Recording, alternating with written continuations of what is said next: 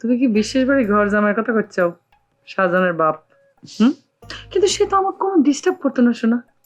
খালি ফোন করে মাঝে মাঝে মধুর মধুর কথা বলতো। দেখো মাই লাভ, এরকম সিরিয়াস বিষয় নিয়ে কিন্তু তুমি এরকম রসিকতা করবে পারো না।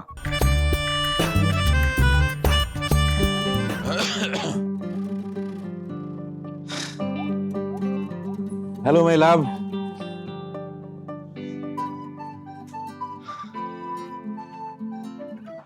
তোমার সাথে বেয়াদবির হালকা প্রতিশোধ নিবের পাইরে আমার মনটাও হালকা হালকা ঠেকতেছে।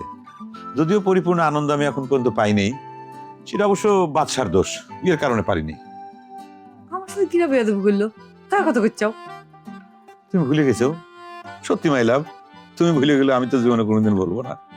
সারা জীবন আমি এই কথাটা মনে রাখবো। মনে পড়তেছে না, সত্যি করছে, আমার মনে পড়তেছে না। আমি ভুলে গেছি। তুমি আমার কোন আমার সাথে কিরা বেয়াদবি করেছে? তুমি কি শাহজাহানের কথা করছো? তুমি কি আবার ওর সাথে ঝামেলা করেছো? ও মাই লাভ, কিডা শাহজাদা ফাজাদা এসব ফালতু চ্যাংরাক নিয়ে কথা কর টাইম আমার আছে? কবে অপকর্ম করে গিরাম ছেড়ে পলাইছে। চুপ কথা, খালি ফালতু কথা কয়। শাহজাদা অপকর্ম করতে যাবে কিসের জন্য?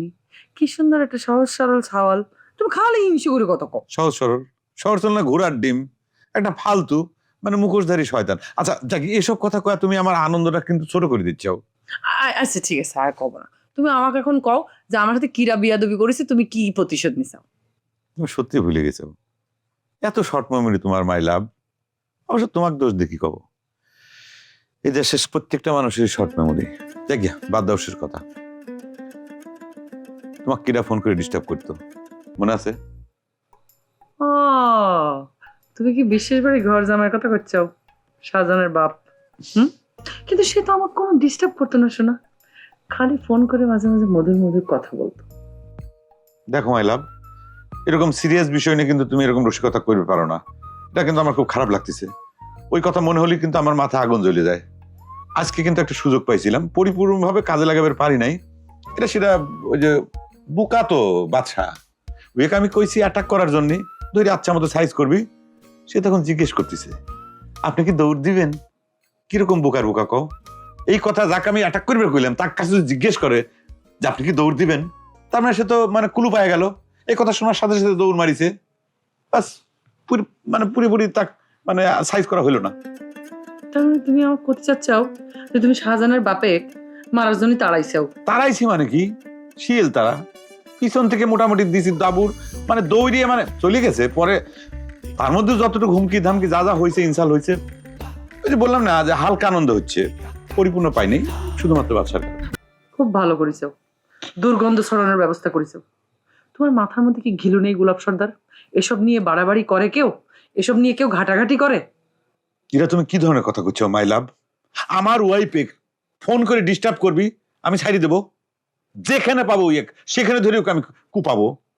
ওর ভাগ্যে ভালো ও বাঁচে গেছে, কোনো মতন ছাড়াছাড়ি নাই, সারা জীবন আমার মনে থাকবি। তাতে যত গন্ধ ছড়াক ছড়াক, অসুবিধা নেই আমার। আচ্ছা তুমি আমাকে সত্যি করে একটা কথা কও, শাহজাদার বাপের উপর তোমার তো কিসের রাগ? সে আমাকে ফোন করে মিষ্টি মিষ্টি কথা কইছে সেটা, নাকি তোমার পুরন প্রেমিকাকে সে বিয়ে করেছে সেই জন্য তার উপর তোমার এত রাগ?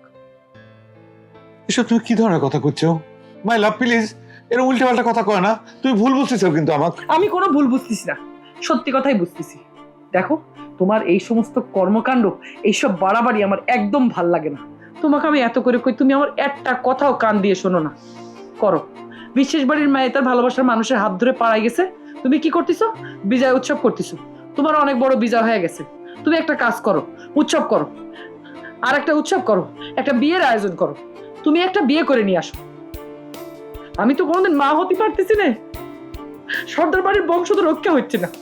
আর একটা বিয়ে করে নিয়ে আসো, একটা কাজ করো, শাহজাদার বাপে গুলি করে মারে তোমার পুরান প্রেমিকাকে আবার বিয়ে করে নিয়ে আসো। তাহলে তো সব ঠিক হয়ে যাবে, আবার আগের মতো হয়ে যাবে। মাই লাভ, মাই লাভ,